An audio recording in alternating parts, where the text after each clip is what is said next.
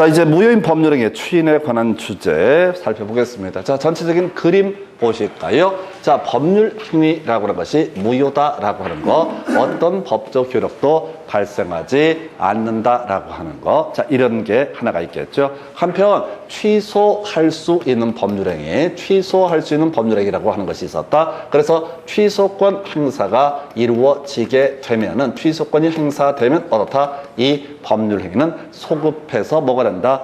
바로 무효가 되게 된다. 그래서 아까 유의해대 뭐 이렇게 해서 취소할 수 있다. 취소권 행사가 되면 그 법률은 소급해서 무효가 되게 된다. 이런 의미가 될 테고, 한편 법률 행위가 유효하게 성립됐다라고 한번 전제해 보겠습니다. 법률행위 유효하게 성립됐으면 일정한 채무가 발생하게 될 텐데, 어떤 이유가 있어서 일방 당사자의 귀책 사유 있는 채무 불이행 등이 있어서, 자, 계약이 해제가 되게 되면 어떻다? 소급해서 뭐가 된다? 무효가 되게 된다. 이렇게 그림 잡는 거야. 다시요. 무효인 법률 행위라고 하는 것은 아무런 법적 효력이 발생하지 않는다. 이런 전제에서 만약 취소할 수 있는 법률 행위가 있었다면 취소권 행사가 되면 어떻다? 소급해서 무효가 돼서 법적 효력이 소멸하게 될 것이다. 이렇게 봐야겠고, 한편 유효인 법률 행위, 여기서 파생되는 게 해제 문제가 발생을 하게 될 텐데, 주로 우리가 해제 얘기를 많이 하죠. 매매 교환에 있어서 소급해서 법적 효력을 소멸시키는 것을 뭐라고 합니다?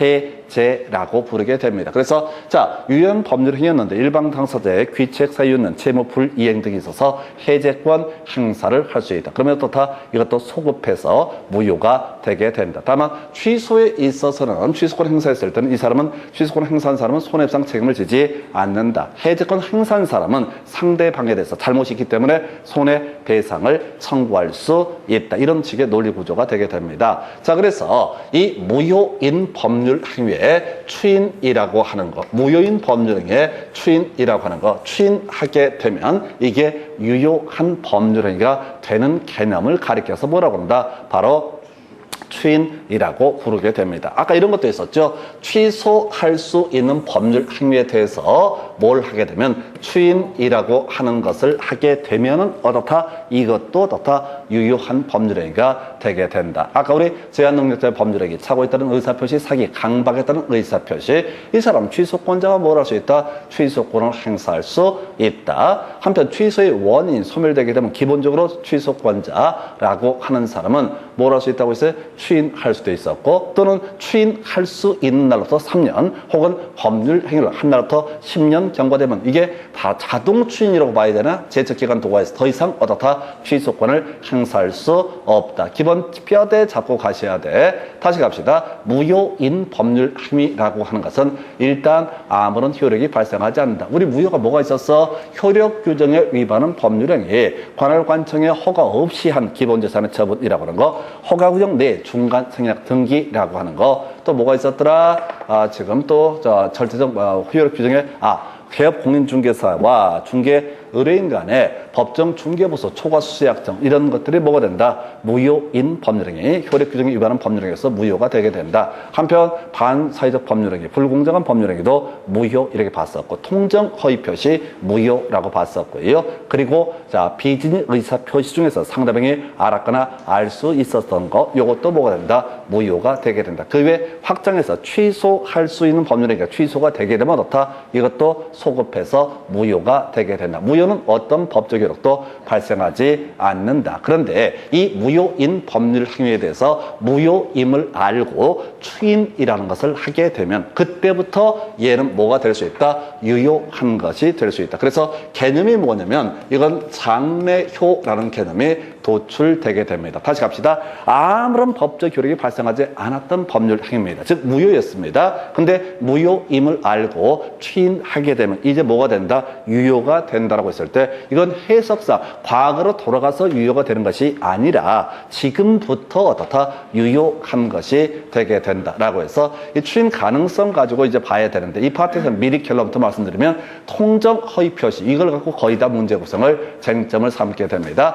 해서 먼저 추인할 수 없는 무효라고 해서 효력 규정에 위반한 법률행위는 절대적 무효니까 무효임을 알고 추인하더라도 아무런 법적 효력이 발생하지 않는다. 반사회적 법률행위 설령 추인하더라도 절대적 무효이기 때문에 이건 유효가 될 수 없다. 불공정한 법률행위 마찬가지입니다. 이거 소위 이름하여 절대적 무효에 대해서는 추인이 인정되지 않는다. 근데 상대적 무효라고 해서 가장 중요한 이슈가 통정 허위 표시. 아까 이렇게 했었죠. 갑이라고 하는 사람이 자신의 X 부동산의 등기 명의를 을한테 매매를 원인으로 해서 이렇게 소유권 이전 등기를 해준다. 근데 실제로 매매는 없었다. 갑이 을한테 등기를 넘긴 목적은 누가 채권자가 갑의 채권자 A가 여기다가 강제 집행이라고 하는 것을 하려고 하니까 뺏기면 자기 재산권 박탈당하니까 누구한테 친구한테 부탁을 해서 야, 네 이름으로 등기 좀 옮겨놓자 라고 부탁해서 통정의 표시. 그래서 을한테 등기를 넘겼다. 그럼 을은 소유권 취득할 수 있다 없다?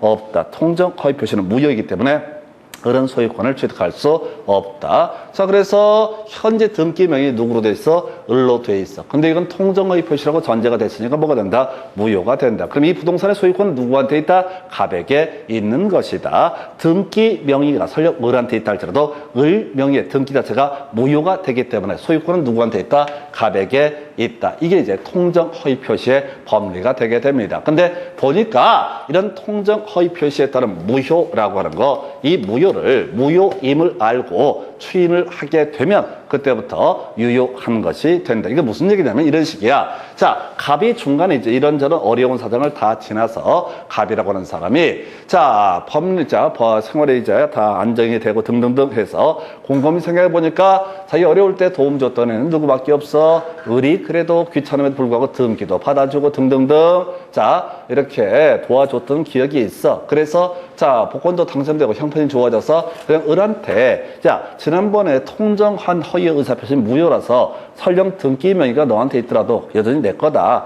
그건 당연히 알아야 될 문제인데 근데 여차저차 했으니까 내가 너한테 그냥 그걸 주겠다라고 이렇게 하는 경우 그러면 이때부터 어떻다? 을은 그 소유권을 취득을 하게 된다. 그래서 이게 포인트가 무효인 법률 행위의 추인이라고 하는 개념은 애초에 효력이 발생 안 했다고 추인하게 되면 당연히 해석상 어떻다? 미래에 대해서 장래에 대해서 어떻다? 이 법률 행위가 유효한 것이 되게 된다. 이렇게 해석을 하게 됩니다. 그래서 자, 지금 여기서 추인할 수 있는 무효가 몇 개가 있잖아요. 그래서 몇 개 일단은 쓸데없는 것부터 날려버릴게. 자, 취소할 수 있는 법률행위 취소가 됐다. 소급해서 무효가 된다. 제한 능력을 제외하고는 선의 제3자가 보호받았었죠. 그래서 이것도 추인할 수 있는 무효. 근데 전혀 안 중요해. 전혀 안 중요해. 내기가 안 좋아. 내도 답이 될 가능성이 거의 없어. 거의 안 나와. 그 비진의 의사표시 중에서 상대방이 알았거나 알 수 있었을 때 이거 무효죠? 근데 이것도 문제 내기가 개 짜증나. 깔끔하지가 않아. 그래서 이런 것들은 자, 우리가 분류할 때는 설명을 드리지만은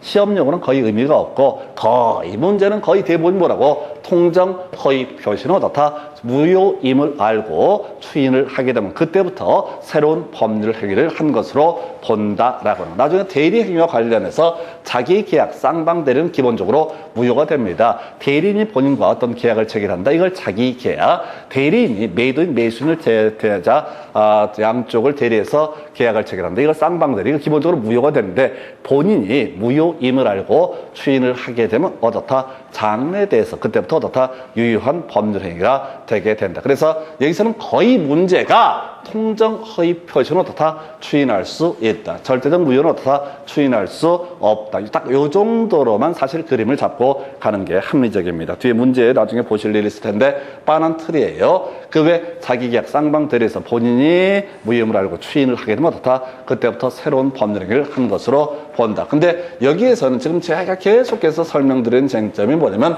장래효라는 개념을 우성을 합니다. 해서 볼까요? 추인할 수 있는 무효인 법률 행위에 대해서 그 무효임을 알고서 추인을 하게 되는 경우 그때부터 새로운 법률 행위를 한 것으로 본다라고 하는 거. 해석상 뭐라고요? 그때부터. 애초에 무효는 아무런 효력이 발생 안 한다고. 그래서 추인한 때부터 미래에 대해서 다 유효한 것이 되는 거죠. 자, 무효인데 소급해서 유효가 된다는 건 말이 안 된다고. 애초에 효력이 전혀 없었던 건데 소급해서 유효가 될 수가 없다고. 그러니까 무효인 법률 행위에 대해서 추인을 하게 되면 다 장래에 대해서 다 유효한 법률 행위가 된다. 그래서 외울 게 여기서는 다른 거 다 쓸데없는 이게 뭐라고? 새로운 법률 행위를 한 것으로 본다. 그리고 법에는 없지만은 추인한 때부터 어떻다? 그때부터 새로운 법률 행위를 한 것으로 본다. 다시요. 무효인 법률 행위의 추인에 있어서는 모든 문제의 맥락 자체가 뭐라고요? 추인한 때부터 새로운 법률 행위를 한 것으로 본다라고 하는 거. 추인한 때부터 뭐가 된다? 유효가 되게 된다. 나머지 다, 자, 사족에, 앞쪽에 나와 있는 내용들은 다 부질없는 얘기고 무조건 통정 허위 표시 가지고 끌고 들어온다고. 옛날에는 불공정한 법률 행위 추인의 대상이 되지 않는다. 반사적 법률 행위 추인의 대상이 되지 않는다. 이런 게 다 사이드로 가는 지문이야. 그래서 이 지문에서는 항상 틀린 것을 고르쇼가 기본적인 출제 기술이 되게 됩니다. 그래서 처음부터 새로운 법률 행위를 한 것으로 본다라고 이렇게 구성을 하거나, 자, 계약을 체결한 때부터 유효한 것으로 본다라든가, 자, 소급해서 유효한 것이 되게 된다. 이런 식으로 장난을 친다고. 여러분 자료 보면 제가 미리 정리를 다 해놨어. 자, 결론이 뭐라고요? 자, 그때부터, 추인한 때부터 새로운 법률 행위를 한 것으로 본다. 소급 아니야, 처음 아니야. 그게 봐봐요. 이게 다 틀린 걸 답을 뽑아놨잖아. 미친놈들이 이것만 계속 내고 지랄이야. 근데 더 놀라운 건 수험생들이 계속해서 쳐 읽기만 하면서 답을 못 풀어. 미리 알려줬잖아. 이 파트는 답이 딱, 자, 정형화돼 있다고. 이 파트는 무조건 답이 정형화돼 있다. 추인한 때부터 장래에 대해서 다 새로운 법률 행위를 한 것으로 본다. 근데 문제 구성할 때 소급표를 어떻게 표현해? 처음부터 유효한 법률 행위를 본다. 소급해서 유효한 법률 행위를 본다. 뭐 이런 식으로 말을 표현한다고. 소급해서 유효가 된다. 아니라고. 이거 뭐라고요? 장래에 대해서 그때부터 새로운 법률 행위를 한 것으로 본다. 추인한 때부터 새로운 법률 행위를 한 것으로 본다. 이게 아무것도 아닌데 힘들어 죽겠어 그냥.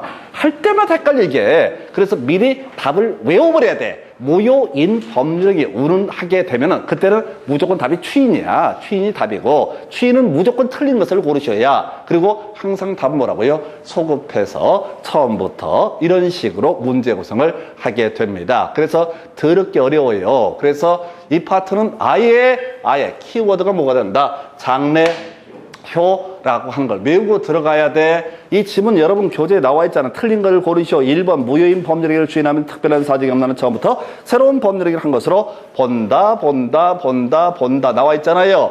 본다 앞에 처음부터 안 된다고, 소급해서 안 된다고, 절대 안 된다고. 이게 알면서 당한다니까요. 똑같은 말을 지금 3개의 지문을 제가 뽑아놨는데 셋 다 답이야. 7년 동안 3번 뽑았어. 다음 중 틀린 것을 고르시오. 본다 이렇게 무효인 법률 행위에 관한 설명이다. 이런 얘기를 딱 치고 나오게 되면 그때는 맨날 장난치는 게 소급해서 유효. 이게 소급해서 유효. 이런 식으로 아예 처음부터 유효. 이런 식으로 장난을 친다고. 그럴 수밖에 없는 게 다 대부분 우리가 소급표입니다. 기본적으로 계약의 무권 대리에서 추인이 있으면 다 소급해서 유효가 되게 된다. 다 소급표야. 근데 드물게 소급표가 아닌 게 무효인 법률 행위의 추인. 이건 개념상 무효였을 때는 애초에 법적 효력이 발생 안 하는데 어떻게 소급해서 유효가 되냐고. 무효인 법률 행위에서 추인을 하게 되면 그때부터 새로운 법률 행위, 그때부터 다 유효한 것이 되게 된다. 자, 그리고 지금 7년 사이 2번 나왔는데, 자, 무효인 가등기를 유효한 등기로 전용하기로 약정을 하면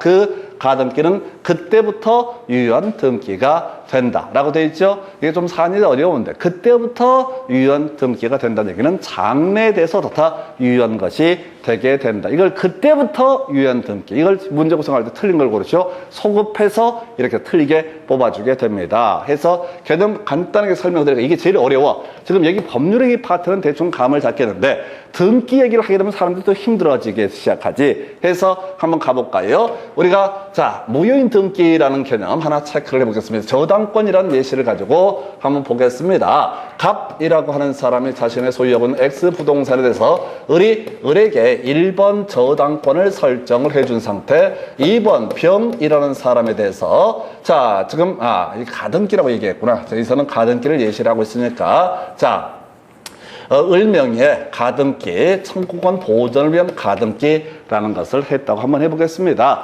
자, 그리고 나서, 자, 병이라는 사람이 그 사이에 갑한테 돈을 빌려주고 저당권을 설정을 하게 된다. 이 등기법 좀 알아야긴 해야 되는데, 일단 소리 가볼게요. 소유권 이전 청구권 보전을 위한 가등기라고 하는 것을 했다고 한번 하겠습니다. 그러면 을의 입장에서는 지금 이제 매수인이야. 갑과 매매 계약을 체결하고 갑이 을한테 소유권 이전기 지금 당장 못 해주는 사정이라고 그러니까 그러면은 우선 가등기라도 나한테 해달라. 그래서 을이 가등기 해놓은 상태에서 갑이라는 사람이 이거 병이라는 사람 팔아먹을 수가 있느냐? 일단 팔아먹는 건 문제가 안 된다. 저당권 설정할 수 있느냐? 할 수 있다. 이 자체는 문제가 되지 않는다. 근데 만약에 이 사안을 좀 이해 편의를 돕기 위해서 이 사람한테 소유권 자체를 이전을 해줬다라고 한번 전제해 보겠습니다. 을이 매수인이 됐다. 그러면 병이 매수인이 됐다. 그러면 등기를 넘겨받은 병은 어떻다? 소유권을 취득을 하게 된다. 근데 을의 입장에서 뭐야? 가등기를 이미 해놓은 상태가 되겠습니다.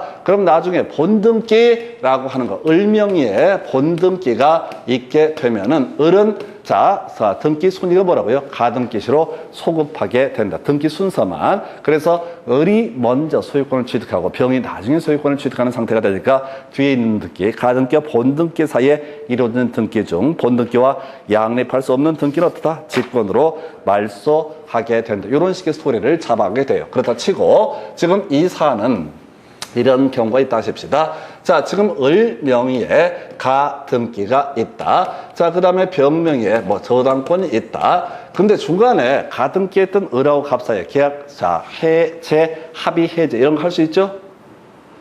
합의 해제 같은 거 할 수 있다고?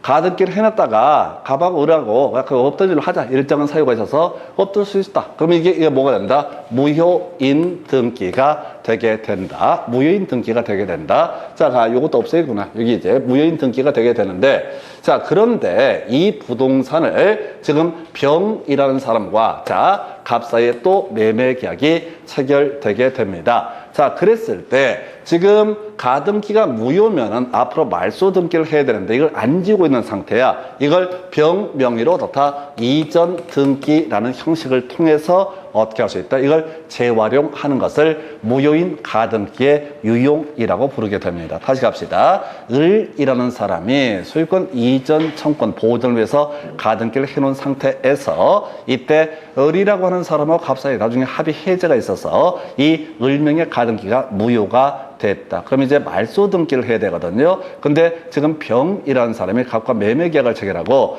등기부를 가등기를 지운 다음에 그 다음에 병명의에 지금 가등기를 또 해야 되는데 그렇게 할 게 아니라 이 등기를 재활용하는 것, 이걸 뭐라고 한다? 무효인 가등기의 유용이라고 부르게 됩니다. 그러면 이렇게 만약에 원래 을명의 가등기가 2월 1일 날에 있었고 지금 병명의로 등기가 넘은 게 가등기 이전 등기가 3월 1일 날에 있었다. 그러면 이때부터는 뭐라고요? 가등기의 권리자, 이 병의 입장에서는 3월 1일부터 이 권리를 취득을 하게 된다. 유효한 등기가 되게 된다. 이런 얘기지. 1월 1일로 돌아가서 병이 1월 1일 날 가등기를 한 것은 아니다라고 해서 어렵습니다. 자, 그래서 이거는 지금 7년 동안 2번 답이 됐어요. 무효인 가등기를 유용하기로, 전용하기로 약정을 하면, 재활용하기로 약정을 했습니다. 그러면 그 가등기는 그때부터 유효한 등기가 되게 된다. 이거 어렵다고요? 이걸 소급해서 유효한 등기가 되게 된다 해서, 자, 무효인 법률행위 추인이라고 하는 거, 그때부터 새로운 법률행위를 한 것으로 본다. 근데 보시다시피